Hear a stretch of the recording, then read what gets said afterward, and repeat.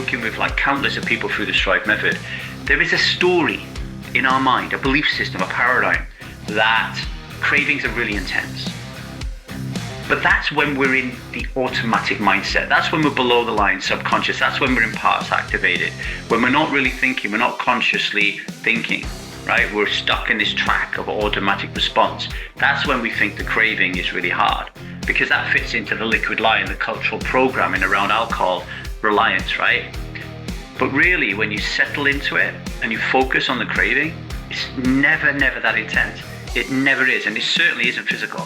Most of the time, it's mostly mental, right? So just focus on it and see how powerful this craving is. Usually, it allows self to get to speak, and it usually says, you don't need a drink. Start again. Sometimes you just can't smack it first time round, and it takes you 150 attempts to get there, like today. Ladies and gentlemen, I imagine you've all been in a situation where you're in the kitchen, and not only is a kettle boiling as you're trying to make a cup of tea, but your heart is boiling as well. Your mind is boiling. The blood in your system is boiling because you just had a fight with the person you love the most in the world. And that need to be right is really prominent, right? And you just want to fight. You just want to scrap. And in that moment, when you look at the kettle, that cup of tea is really not going to help you out. What you want is a pint, okay? And since the COVID pandemic, we've been able to pick up the phone and call our local pub and ask them to deliver a pint to our very doorstep, right? Yep, I know it beggars belief, but during the COVID pandemic, when we were closing down everything, the governments around the world thought that it was a necessity to deliver a powerful poison that kills 3.3 million people a year to your doorstep. I know, right? But anyway, from April 1st in the UK, that's gone. The UK government has stopped it. Right. So pubs and bars and restaurants who were delivering takeaway alcohol, they now have to apply for a special license. And while it might be a tiny tweak on paper, for those of us trying to break free of a liquid lie, it is a gift. And in this episode, I am going to explain why.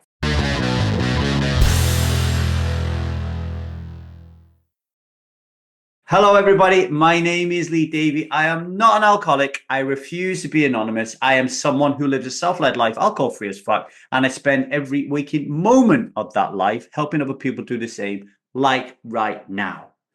There is a quote from Viktor Frankl that I've never been able to shake, right? It goes a little something like this.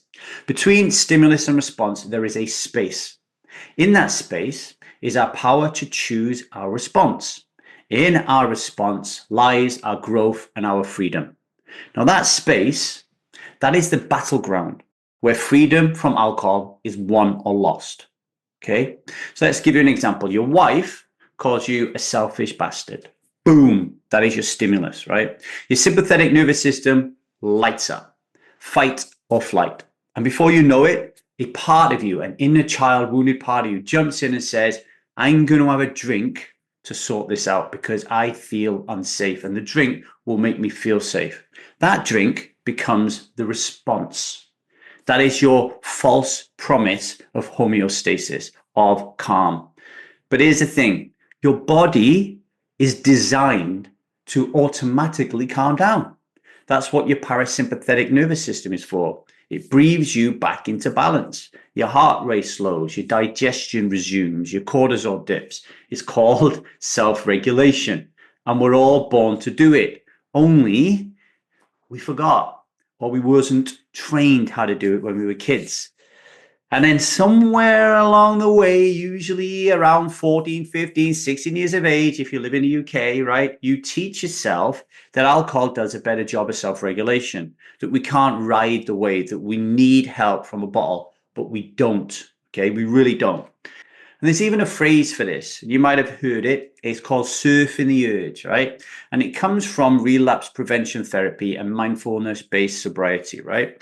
And the idea is a simple one. It's like craving is like a metaphorical wave. So it builds, it peaks, and then it crashes. And if you ride it long enough, without reacting, without reaching for alcohol, it passes. You don't drown, you surf. But the problem is we don't surf often enough. We shortcut. And that shortcut has always been made easier by how accessible alcohol is. So if you're upset and you have a house and it's full of alcohol, or you're able to pick up the phone and order one from the local pub, the gap between stimulus and response is so much shorter, right? It's really, really easy for you to have a drink. But now, because of the UK government's decision, it's now got harder, right? You can't just call and collect your fix. That option's gone, or at least it's much harder to do, right? And that's really important, because if there's 100 different ways that you can get alcohol and all of a sudden there's only 99, it is less likely that you're going to drink. It is more likely that you're going to have to surf the urge and realize, and this is a teachable moment for your inner child wounded parts, that actually I can get through this, right? I really can get through this. That friction, that delay, that's our window of opportunity, okay? So I want you to take a pause a moment, and I want you to think about your last craving, the last time you craved to drink alcohol. What was this stimulus and what was your response? And what was the gap like between them? Was it short? Was it automatic and mindless? Did you fill it, or did you create space? Hit pause and reflect. Share your answer with me on this local podcast app, wherever you are. Type it in. If you're on social media, listen to it, type it in, or email me at thestrivemethod@gmail.com. I'm always looking to hear what you have to say about it, right?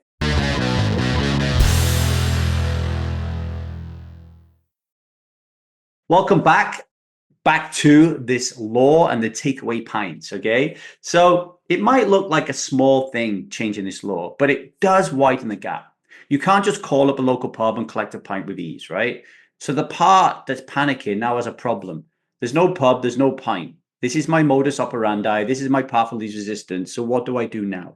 Well, now you have to choose differently. And that is a good thing, because it brings you back to the space that Viktor Frankl talked about in his quote. It gives you a moment to check in. And when you have a moment to check in and you have a breath and you calm yourself down, this gives self a fighting chance to get over the reins of this skin suit that you call you, okay? The way that we do this in the Strive method to give people a better shot of widening that gap between stimulus and response is we teach people to build a trigger toolkit, a ritual, a system, call it what you want, right? But here's what it might look like. Before you drink, so your stimulus, wife shouts at you, calls you an horrible bastard, right? Before you drink, your response, you have to do 5 things. They're non-negotiable. Let's say in your toolkit, you have to go for a 2-mile run. When you come back, you have to meditate for 20 minutes. Then you have to call a friend and tell them you're feeling really low, you're feeling really down, and you need them to hear you out and offer you some support. Then you go and have a cold shower, and then you come down and you eat something. Maybe they're your 5 things. If after doing those 5 things, you want to drink, go and drink. But hopefully, after doing those 5 things, the need, the desire, the craving to actually drink alcohol would have dissipated to nothing, negligible, can't even say it, negligible amount, okay? And even better is before you do those 5 things, rate the craving. Like how intense is it out of 10?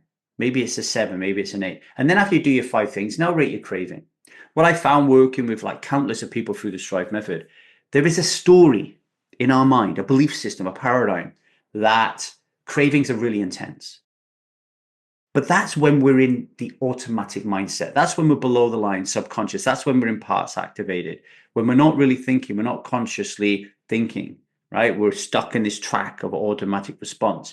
That's when we think the craving is really hard, because that fits into the liquid lie and the cultural programming around alcohol reliance, right? But really, when you settle into it and you focus on the craving, it's never that intense. It never is. And it certainly isn't physical on most of the time. It's mostly mental, right? So just focus on it and see how powerful this craving is. Usually it allows self to get to speak, and it usually says, you don't need a drink.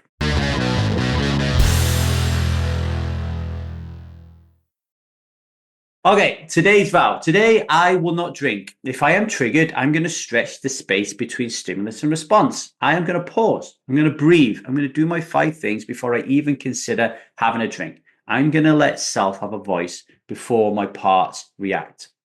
Our law just changed. And in that change is an opportunity, a crack of light in a wall that once felt unbreakable. Don't waste it. Turn it into power. Okay. Before I let you go, a few reflections that I want you to pause on today. And again, Write them in the comments wherever you're using online digitally. Email me at thestrivemethod@gmail.com or just journal them yourself. I don't care, right? When was the last time you didn't stretch your space? What happened? What were the consequences? And what could your 5 things be before you allow yourself to even consider drinking? What does your trigger toolkit look like? Have you got one? Is it working? If it's not, what do you need to change, right? Let me know. Okay, if this episode made you think, helped you pause, or reminded you of your power, do me a favor. Tell somebody else about it, okay? Rate and review the podcast, subscribe, really important. And if you want to try the Strive method so you can do this work of surfing the urges, of regulating your nervous system, of widening that gap between stimulus and response and learning from the greats like Viktor Frankl, then try the Strive method, right? Email me at thestrivemethod@gmail.com to get into that. Most importantly, today, you do not drink. You get your surfboard, you surf those urges, you rate those cravings, and you realize that you are far more powerful than any craving to drink alcohol, and you will not drink today. Until tomorrow, where I'll be back with more fun, more love, more interesting insights around alcohol reliance and liquid lie. Much love and strive on.